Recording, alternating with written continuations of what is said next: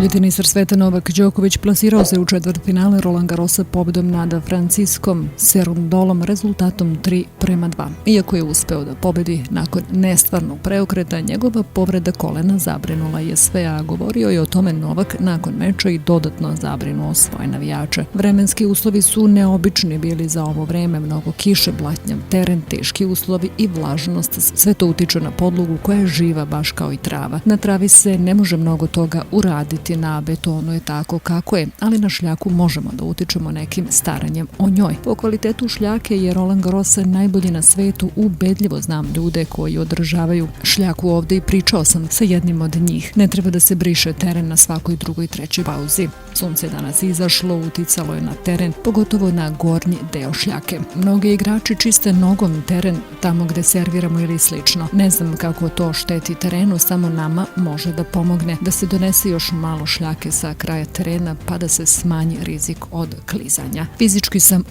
uspeo sam brzo da se oporavim, ali ova povreda nije bila u planu. Sada moram da napravim novi program oporavka i da se usredsredim prevashodno na koleno. Biće ovo dan pun čekanja i neizvesnosti. Povreda kolena je neugodna i magnetna rezonanca je zakazana za ovaj utorak koji će Nole provesti kod doktora. Trudit će se da se oporavi koliko god je moguće, a veliku ulogu u oporavku imaće i njegov fizioterapeut Miljan Amanović, prenosi Sportal. Ono što je jasno jeste da Nole danas neće biti na terenu. Njegovog imena nema ni na rasporedu treninga koje organizatori svakoga dana objavljuju i daju uvid medijima.